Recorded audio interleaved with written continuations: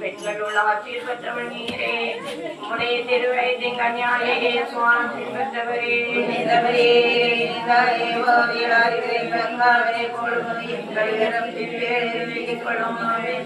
நிறைந்த மரியே வாழ்க ஆண்டவர் உடனே பெண்களுள் ஆட்சியில் பெற்றவள் நீரே உடைய திருவயத்தின் கன்னியாயே சுவாசி பெற்றவரே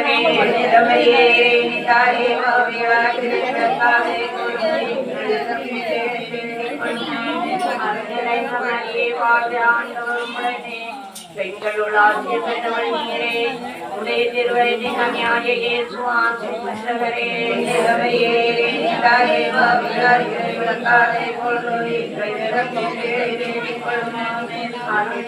மரியே வாழ்க ஆண்டவர் உடனே பெண்களுள் ஆட்சியில் பெற்றவள் நீரே உடைய திருவயத்தின் கன்னியாயே சுவாசி பெற்றவரே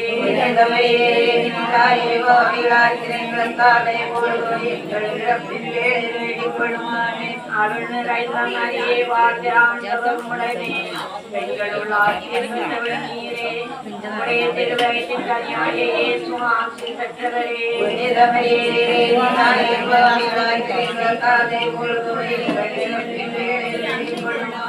அருள் நிறைந்த மரியே வாழ்க ஆண்டவர் உடனே பெண்களுள் ஆட்சியில் பெற்றவள் நீரே உடைய திருவயத்தின் கன்னியாயே சுவாசி பெற்றவரே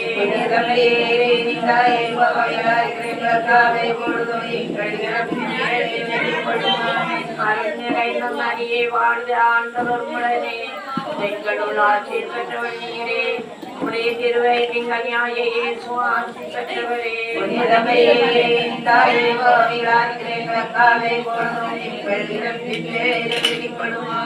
அருள் நிறைந்த மரியே வாழ்க ஆண்டவர் உடனே பெண்களுள் ஆட்சியில் பெற்றவள் நீரே உடைய திருவயத்தின் கன்னியாயே சுவாசி பெற்றவரே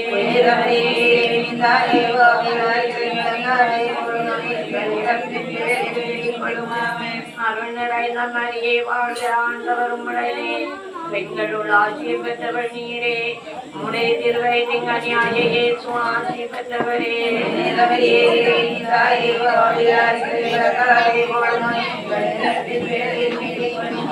தந்தைக்கும் மகனுக்கும் தூய ஆவியாருக்கும் மாட்சி உண்டாவதாக.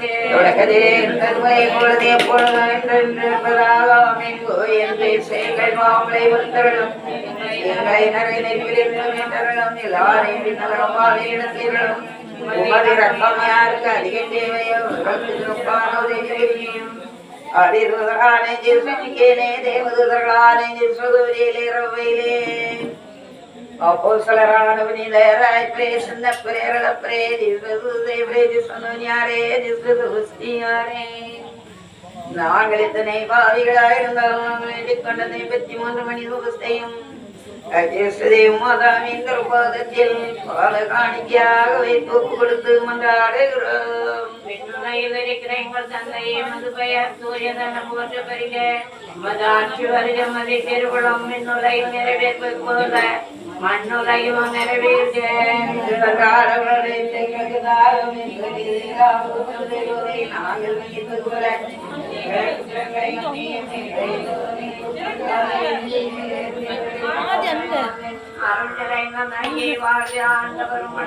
பெண்களோடு ஆசீர்வதித்தவர் நீரே உடைய திருவயத்தின் கன்னியாயே சுவாசி பெற்றவரே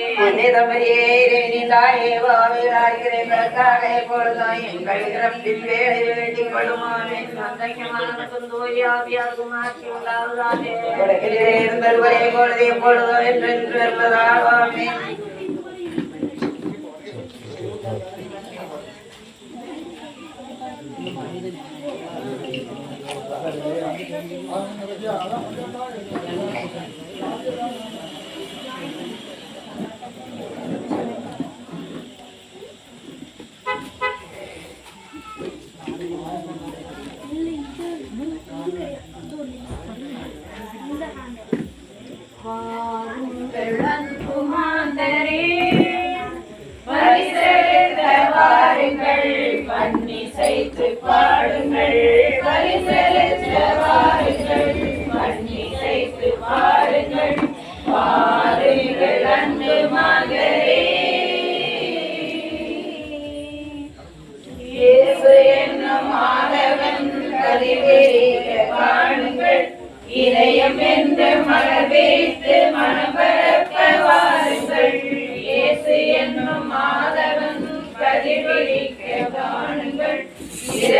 என்ற மரபிற்கு மரபரப்ப வாருங்கள். ஆசை என்று மறைந்து அன்பு உதயமாகவே, ஆசை என்று மறைந்து அன்பு உதயமாகவே, அருள் வழங்கும் நிலையில் தேடும் அன்புருவை தேடுங்கள். வாருங்கள் அன்பு மாங்களே, பரிசெலுத்த வாருங்கள், அன்னை செய்து பாருங்கள். பரிசெலுத்த வாருங்கள், அன்னை செய்து பாருங்கள். வாருங்கள் அன்பு மாங்களே.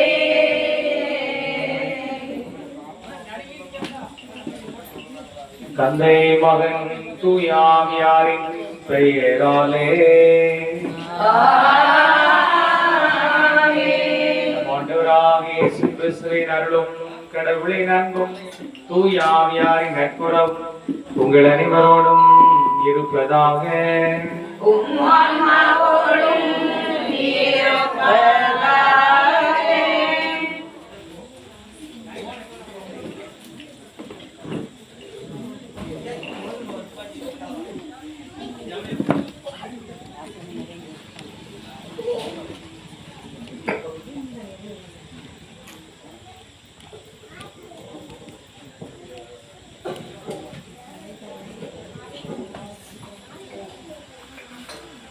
திருப்பலி முன்னுரை. அன்பு இறை மக்களே, மனமாற்றம் அடைந்து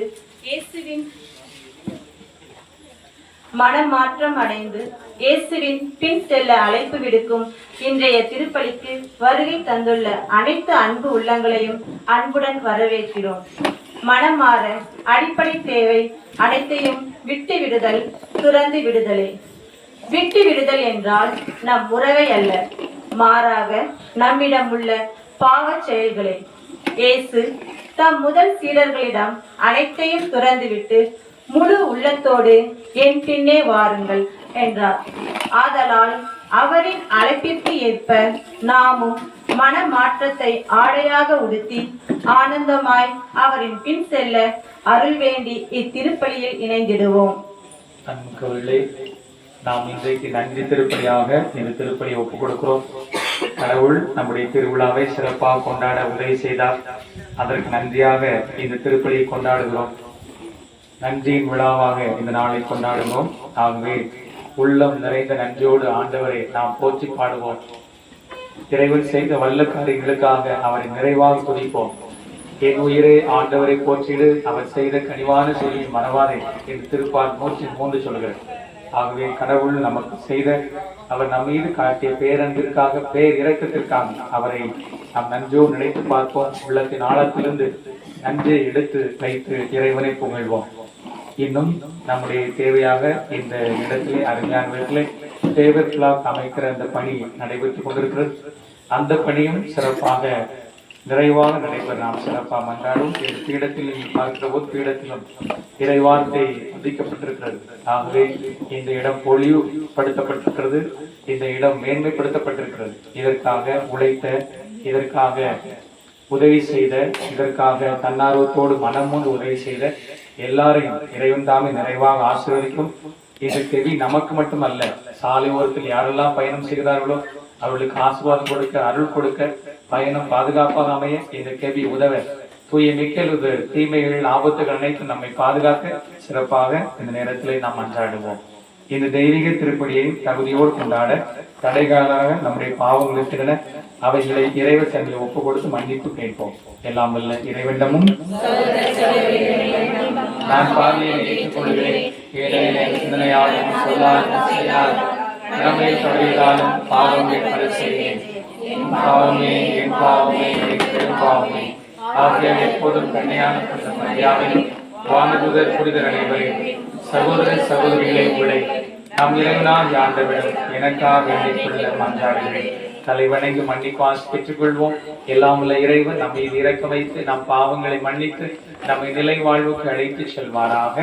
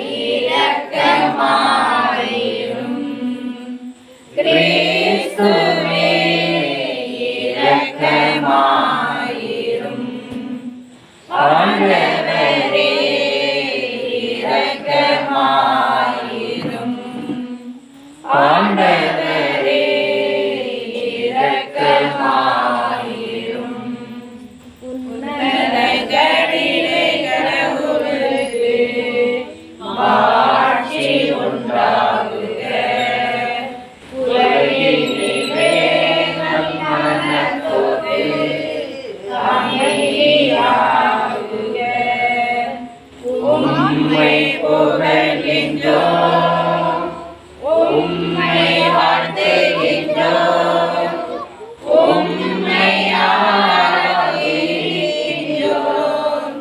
உம்மை மாட்சிப்படுத்துகின்றோம். உமது மேலான மாட்சியின் பொருட்டு உமக்கு நன்றி கூறுகின்றோம். ஆண்டவராகிய இறைவா, வானுலக அரசரே, எல்லாம் வல்ல தந்தையாகிய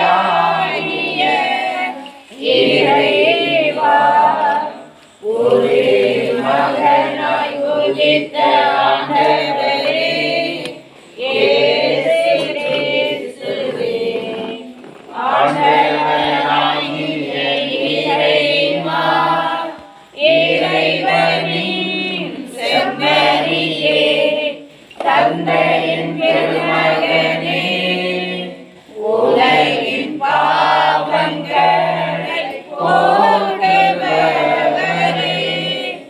எங்கள் மேல் இரக்கமாயிரும். உலகின் பாவங்களை போக்குபவரே, எங்கள் மன்றாட்டை ஏற்றருளும். தந்தையின் வலப்பக்கம் வீற்றிருப்பவரே, எங்கள் மேல் இரக்கமாயிரும். ஏனெனில் இயேசு கிறிஸ்துவே, நீர் ஒருவரே தூயவர், நீர் ஒருவரே ஆண்டவர், நீர் ஒருவரே உன்னதர், தூய ஆவியாரோடு தந்தையாகிய இறைவனின் ஆட்சியில் இருப்பவர் நீரே.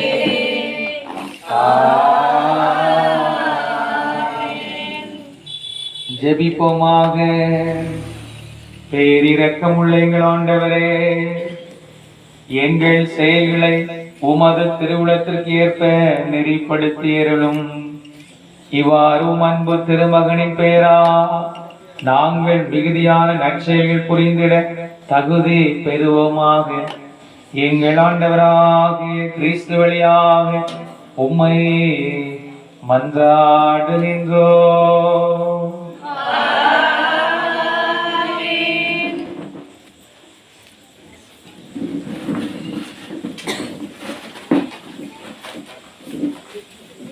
முதல் வாசக முன்னுரை.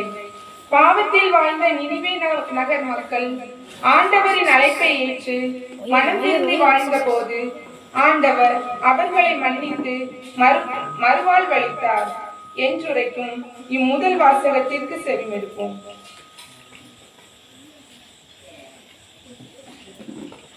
முதல் வாசகம் இறைவாக்கினர் யோனா எழுதிய நூலிலிருந்து வாசகம்.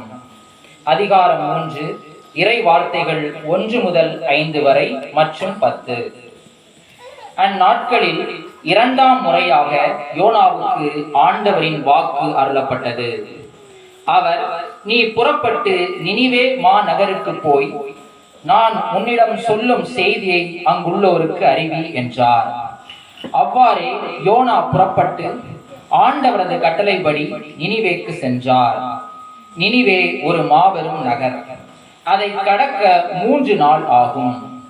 யோனா நகருக்குள் சென்று ஒரு நாள் முழுதும் நடந்த பின் உரத்த குரலில், இன்னும் 40 நாளில் நினிவே அழிக்கப்படும் என்று அறிவித்தார்.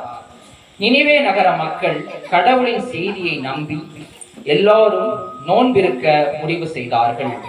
பெரியோர் சிறியோர் அனைவரும் சாக்கு உடை உடுத்திக் கொண்டனர். கடவுள் அவர்கள் செய்தது அனைத்தையும் பார்த்தார். அவர்கள் தீய வழிகளில் நின்று விலகியதை அவர் கண்டு தம் மனத்தை மாற்றிக்கொண்டார். தாம் அவர்கள் மீது அனுப்புவதாக சொல்லி இருந்த தண்டனையை அனுப்பவில்லை. ஆண்டவரின் அருள்வாக்கு.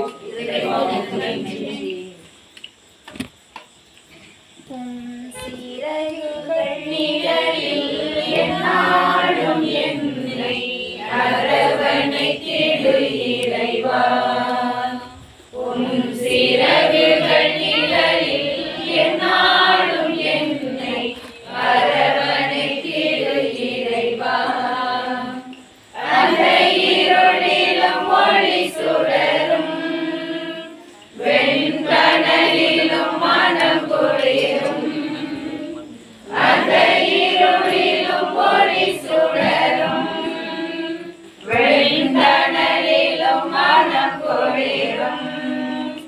உங்கள் கண்களின் இமை போல் என்னாலும் என்னை காத்திடு என் இறைவா.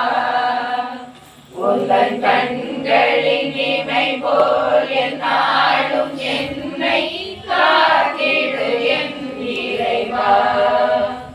உன் சிறகுகள் நிழலில் என்னாலும் என்னை அரவணைத்திடு இறைவா. பாவங்கள் சுமையாயிருந்தும் உம் மன்னிப்பில் பனி போல் கரையும். பாவங்கள் சுமையாயிருந்தும் உம் மன்னிப்பில் பனி போல் கரையும். கருணை மழையில் நனைந்தால் உம் ஆலயம் புனிதம் அருளும். கருணை மழையில் நனைந்தால் உம் ஆலயம் புனிதம் அருளும். உன் சிறகுகள் நிழலில் என்னாலும் என்னை அரவணைத்திடு இறைவா. வலையில் விழுகின்ற பறவை அங்கு இழந்தது அழகிய சிறகை. வலையில் விழுகின்ற பறவை அங்கு இழந்தது அழகிய சிறகை. வானகன் அருள்மழை பொழிந்தே நீர் வளர்த்திடு அன்பதன் உறவை. வானகன் அருள்மழை பொழிந்தே நீர் வளர்த்திடு அன்பதன் உறவை. உம் சிறகுகள் நிழலில் என்னாலும் என்னை அரவணைத்திடு இறைவா. சிறகுகள் நிழலில் என்னாலும் என்னை அரவணைத்திடு இறைவா.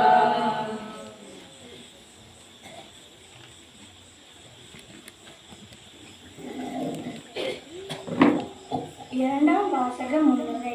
காலம் மிக குறுகியது. ஆண்டவர் வரும் நேரம் நமக்கு தெரியாது. எனவே அவர் சொல்ல அழைப்புக்கு ஏற்ற வாழ்வை வாழ்ந்திட வேண்டும் என்று சொல்லும் இரண்டாம் வாசகத்தில் கேட்போம். புனித சின்னப்பர் கொரிந்தியருக்கு எழுதிய முதல் திருமுகத்திலிருந்து வாசகம். அதிகாரம் 7 இறை வசனங்கள் 29 to 31 வரை. அன்பர்களே, நான் சொல்லுவது இதுவே.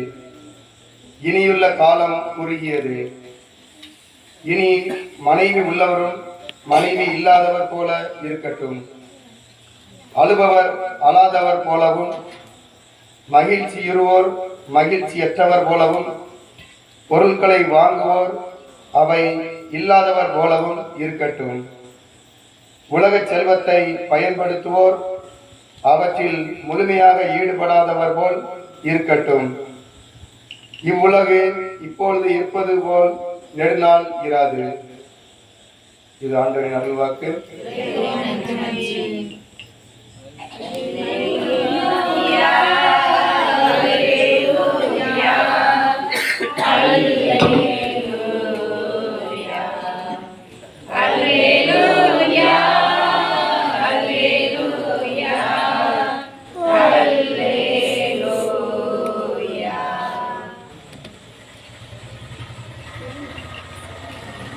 ஆண்டவர்களோடு இருப்பாராக.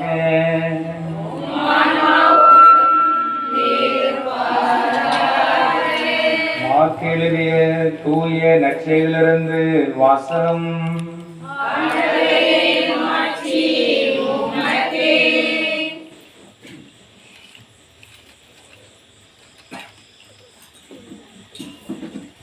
அதிகாரம் 1 இறை வார்த்தைகள் 14 தொடங்கி 20 முடிய.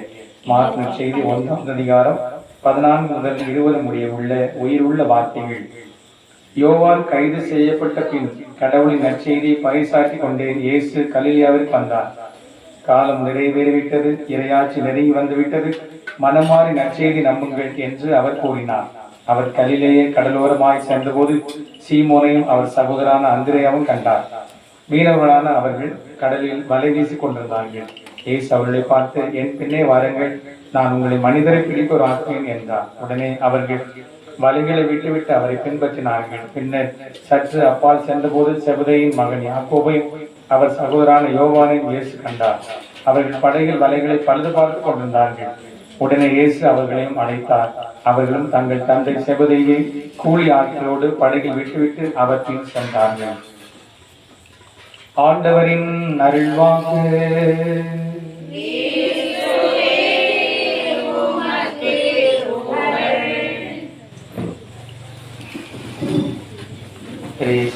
இனியவர்களே, பொதுக்காலம் 3ஆம் ஞாயிறிலே நாம் நம்முடைய இணை பாதுகாவலர் தூய மிக்கேல் அதிகாரியிலே ஒரே குடும்பமாக குழுமியிருக்கின்றோம். இந்த நேரத்திலே நாம் இறைவனை போற்றி புகழ்கிறோம். தூய மிக்கேலர்களுடைய பண்புகள் நமக்கு நன்றாக சிறப்பான விதத்தில் தெரியும். இறைவன் சார்பாக செயல்படுவது, இறைவனுக்கு எதிராக செயல்படுவது, கடவுளை சார்ந்த ஒரு குழு, அழகை சார்ந்த ஒரு குழு. இந்த கடவுளை சார்ந்த குழுவிலே குறுகிய மக்கள், அரிதான மக்கள் வாழ்கிறார்கள். அந்த அரிதான வகையிலே தூய மிக்கேல் அதிபர் இருப்பதை நாம் பார்க்கிறோம். ஒரு போராட்டம் எப்போதுமே நமக்குள் இருக்கிறது.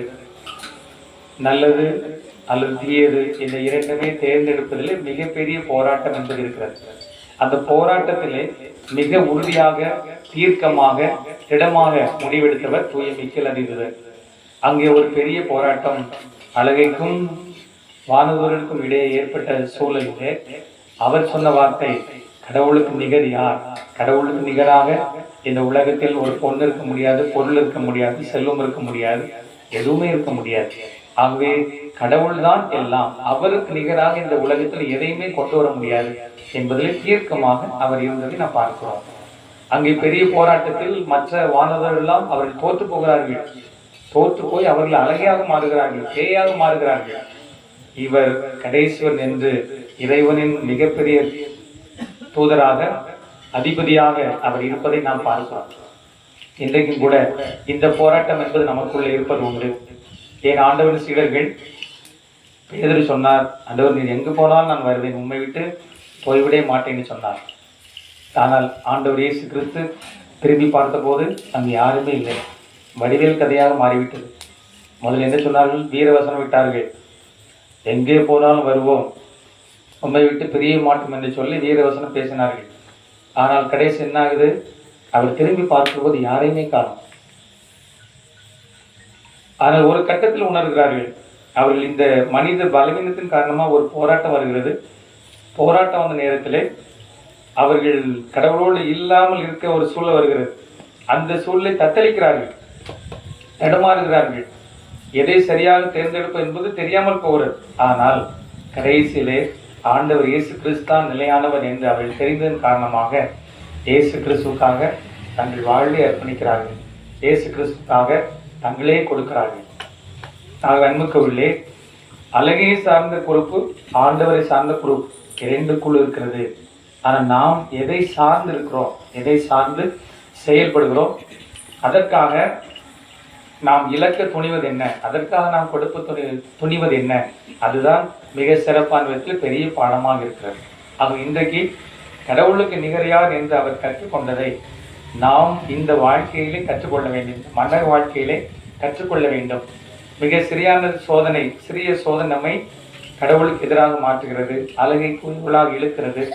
நாம் பார்க்கிறோம், அங்கே கடவுள் மிகப்பெரிய இடத்தை ஆதாம் ஏவாள் கொடுத்து வைத்திருந்தார், மிக உயரிய உன்னதமான இடத்தை கொடுத்து வைத்தார். ஆனால் ஒரு சிறிய சோதனை அலையாக மாறிவிட்டார்கள், பேயாக மாறிவிட்டார்கள். ஒரு சிறிய பாவ சோதனை நம்மை பேயாக மாற்றுகிறது, அழகாக மாற்றுகிறது. ஆண்டவர் கொடுத்த அந்த உயர் இடத்திலிருந்து கீழே தள்ளி போடுகிறது.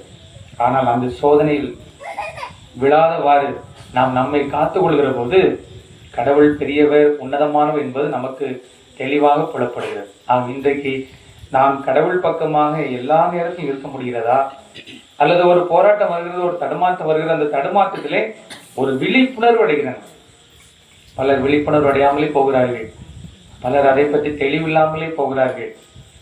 சீடர்களுக்கு அந்த ஒரு குழப்பம் வந்தது, ஆனால் தெளிவடைந்தார்கள். தெளிவடைந்து கடைசியிலே என்ன சொன்னார்கள்? பவுல் சொல்கிறார் பாருங்க, பிலிப்பியர் 3:8 சொல்கிறார், கிறிஸ்து இயேசு ஆதாயமாக்கி கொள்ள எல்லாவற்றையும் நான் குப்பையின கருதுகிறேன். எனக்கு எல்லாமே கிறிஸ்து, எல்லாமே கிறிஸ்து. கலாத்தியர் 2:20 இனி வாழ்வோ நான் அல்ல, எனக்குள் கிறிஸ்துவே வாழ்கிறார் என்கிறார். ஆகவே எல்லாமே கிறிஸ்து மயமாக மாறிவிட்டது. இன்றைக்கு நாம் தூய மிக்கல் கற்றுக்கொள்வது கிறிஸ்துவுக்காக, கிறிஸ்துவை மட்டும் நம்பி வாழ்வது, கிறிஸ்துவின் அணியில இருந்து அவருக்கு வலு சேர்ப்பது. பலர் பேயாக மாறினார்கள், ஆனால் அவர் எடுத்த அந்த இலக்கிலே மாறவே இல்லை. இன்றைக்கும் பாருங்கள், கத்தோலிக்க திருச்சபையிலிருந்து பிரிவினை சபைக்கு போகிறார்கள். ஏன்? ஒரு தெளிவில்லாமல் தான் மக்கள் மாறுகிறார்கள். ஒரு தெளிவில்லாமல் தான் அழகின் பக்கமாக போகிறார்கள். இவையெல்லாம் நடக்கிறது. ஆகவே கடைசி வரை தெளிவாக இருந்தால் என்னுடைய கடவுள், நான் நம்புகிற கடவுளுக்கு நிகராக இந்த உலகத்தில் எதுவுமே இருக்க முடியாது. அந்த தெளிவை நாம் இந்த புனித இடத்தில் பெறுகிறோம். அந்த தெளிவை இந்த புனித இடத்தில் பெற்று நாம் இன்னும் ஆன்மீகத்தில் வளர்கிறோம். ஒரு விதத்தில் தடுமாறி இருக்கலாம், குழப்பம் அடைந்திருக்கலாம், அழகின் பக்கமாக இருந்திருக்கலாம், உங்கள் செயல்கள் அழகினுடைய செயல்களாக இருந்திருக்கலாம். ஆனால் இன்றைக்கு உணர்கிற நேரம் இது. மனிதர்கள் பலவீனர்கள், தவறுவது இயல்பு, எளிதாக தவறுகிறார்கள். ஆனால் இறைவன் கொடுக்கிற அந்த வாய்ப்பை எடுத்துக்கிட்டு மேலே போகிறவர்கள் அந்த உன்னதமான ஆன்மீகத்திலே பயணிக்கிறார்கள். ஆகவே இன்றைக்கு இறைவன் நம் மீது கொண்ட அன்பின் காரணமாக இந்த அறிவுரையை தருகிறார். அவர் கடவுள் கொடுப்பதெல்லாம் நம்மை ஒரு ஸ்டெப் தூக்குவதற்காக அவர் ஆசைப்படுகிறார், இன்னும் உயர்த்த ஆசைப்படுகிறார். ஆகவே அதற்கு தூய மிக்கல் பாடமாக நமக்கு தருகிறார். ஆகவே ஒரு ஸ்டெப் எழுந்திருப்போம், ஒரு ஸ்டெப் இன்னும் உயர்வோம். ஒரு ஸ்டெப் எழுந்திருப்போம்னா ஒரு ஆள் எழுந்திரிச்சாப்புல இன்னும் உயர்வோம், இன்னும் ஆன்மீகத்தில் வளர்வோம். அதற்கான முயற்சியில் நாம் இறங்கி இறைவனை புகழ்வோம். நம்முடைய ஆன்மீகத்திலே ஒரு தெளிவு இருக்கட்டும். ஏனோதான் என்ற ஆன்மீகம் இல்லை, ஏதோ என்ற ஆன்மீகம் இல்லை, மாறாக ஒரு தெளிவான ஆன்மீகம். யார்தான் நம் தலைவர்? கிறிஸ்து. அதற்காக என் பயணம் தெளிவை நோக்கி செல்லும் என்ற முறையில் நாம் பயணிப்போம். ஆண்டவர் நம்மை ஆசிரியப்பாராக. எழுந்து நம்முடைய நம்பிக்கை அறிக்கையிடுவோம். மண்ணையும் படைத்தவராம் கடவுள் ஒருவர் இருக்கின்றார், தந்தை மகன் தூய ஆவியாராம், ஒன்றாய் வாழ்வோரை நம்புகிறேன். தூய ஆவியின் வல்லமையாம் இறைமகன் நமக்காய் மனிதரானார்,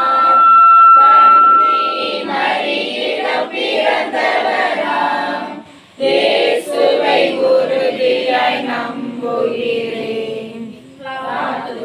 ஆட்சியில் பாடுபட்டார், சிலுவையில் இறந்து அடக்கப்பட்டார், மூன்றாம் நாளில் உயிர் பெறுந்தார், இறப்பின் மீது வெற்றி கொண்டார். விண்ணகம் வாழும் தந்தையிடம் அரியணை கொண்டு